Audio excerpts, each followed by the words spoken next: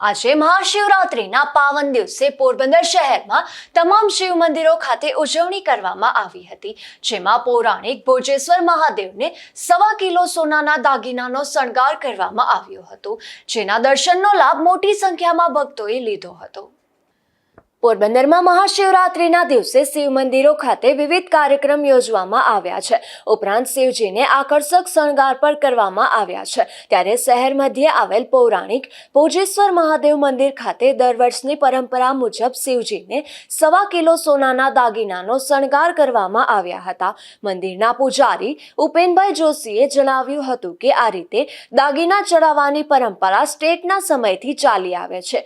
અગાઉ મહારાજા વિક્રમાદિત્ય સિંહજી એટલે કે ભોજરાજસિંહજીએ આ મંદિરે ભગવાન શિવજી તથા માતા પાર્વતીજી માટે સોનાનો કળશ, બીલીપત્ર, પગના ઝાંઝર, બંગડી, મુગટ અને ચાંદીના છત્ર સહિત 1.25 કિલો વજનના સોનાના દાગીના બનાવડાવ્યા હતા અને તેઓના હસ્તે શિવરાત્રિના તથા શ્રાવણ માસમાં દાગીના ભગવાન શિવજીને ચડાવવામાં આવ્યા હતા। તેમના પિતાના દાદા અંબાશંકર હરજીવન ત્યારે આ મંદિરના પૂજારી હતા। ત્યારબાદ સુરક્ષાના કારણો એકમાત્ર મહાશિવરાત્રિના દિવસે જ દાગીના ચડાવવામાં આવે છે। આ દાગીના સરકારી તિજોરીમાં રાખવામાં આવે છે અને એક દિવસ માટે પોલીસ રક્ષણ સાથે મંદિર ખાતે લાવી શણગાર કરાય છે। તે રીતે જ આજે શણગાર કરવામાં આવ્યો હતો અને ચુસ્ત પોલીસ બંદોબસ્ત રાખવામાં આવ્યો છે। મારું નામ જોશી ઉપેન્દ્ર કિશોરચંદ્ર, ભોજેશ્વર મહાદેવ મંદિરના પૂજારી। આ મંદિર ઈસવીસન વિક્રમ સંવંત 1879 અંદરમાં બન્યું, જે આ મંદિરને શ્રાવણ સુદ પૂનમના દિવસે 203 વર્ષ પૂરા કરી અને 204 વર્ષ ચોથા વર્ષની અંદરમાં અમારા વડીલો પાર્જિત આ મંદિરમાં સેવાઓ કરતા આવ્યા છે।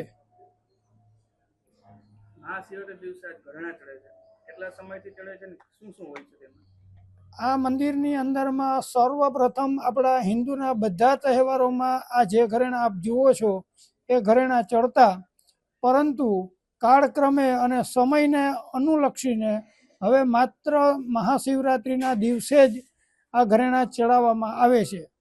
ઘરેણાની અંદરમાં મહાદેવજીને કંદોરો છે, એની અંદરમાં 59 ઘૂઘરી છે, જે પૈકી 6 અડધી છે, પછી સોનાનો કળશ છે, પછી એની ઉપર સોનાનો ટોપ છે અને એની ઉપર સોનાનું બીલીપત્ર છે।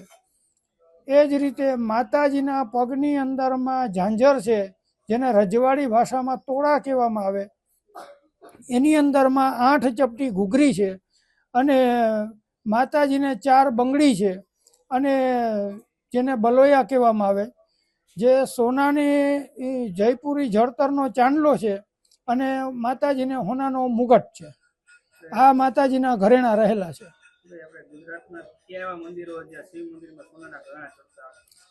મારા અનુભવ અને મને જેટલો ખ્યાલ છે ત્યાં સુધી ગુજરાતની અંદરમાં સોમનાથ મંદિર, દ્વારકા મંદિર અને અંબાજીના મંદિરને બાદ કરતા જો ક્યાંય શિવજીને સોનાના ઘરેણા હોય તો માત્ર એ આ ભોજેશ્વર મહાદેવ મંદિરને જે રાજવી પરિવારે અર્પણ કરેલા છે, જે મારા ખ્યાલમાં છે ત્યાં સુધી આટલું જ છે। આગળ ક્યાંય કોઈ અન્ય શિવાલયોમાં હોય તો મારા ધ્યાનમાં નથી ભાઈ। આ ઘરેણા છે જે સંપૂર્ણપણે 1.25 કિલો સોનું રહેલું છે, જેની અંદરમાં જયપુરી જળતરનો ચાંદલો છે, જે સોનાનો મુગટ ચડાવીએ એટલે અમે નથી ચડાવતા, પણ એ સોનાના મુગટની અંદરમાં એ જયપુરી જળતરનો ચાંદલો 1885ની અંદરમાં ખાલી 85,000નો પીસ છે। હરીશ દામજી મજીઠિયા। દાદા કેટલા ટાઈમથી અહીંયા આવો છો ભોજેશ્વર મહાદેવના મંદિરે, અને આજનો શણગાર કઈ રીતનો હોય છે? હું છેલ્લા જ્યારથી મને સમજતા શીખો ને દર્શન, ત્યારથી અહીંયા છેલ્લા કેટલા વર્ષથી આવું છું અને દર શિવરાત્રિએ આવું છું। આ રાજાશાહી વખતનું જૂનું પરંપરા મંદિર છે અને અહીંયા જે સોનાનો શણગાર કરવામાં આવે છે કે રાજાશાહી વખતમાં જે આશરે 2 કિલો આસપાસના દાગીના છે કે જેઓ શિવ ભગવાન અને પાર્વતીજીનો શણગાર છે સોનાનો, એ આખો દર વર્ષે શિવરાત્રિના દિવસે જ વર્ષમાં એક વખત અહીંયા શણગાર કરવામાં આવે છે સોનાનો। અને તે શણગાર તિજોરીમાં હોય છે, સરકારી તિજોરીમાં, ત્યાંથી લઈ અને અહીંયા સિક્યુરિટી ગાર્ડની સાથે અહીંયા દર્શનનો લાભ બધા લે છે અને આ વર્ષમાં એક વખત જ હોય છે. અને અહીંયા દર્શન કરવાથી આપણી જે કંઈ પણ મનોકામના હોય તે પૂર્ણ થાય છે. અને દર વર્ષે અહીંયા પ્રસાદીનો પણ આયોજન હોય છે કે ભક્તો આવે તો પ્રસાદી પણ લેતા હોય છે.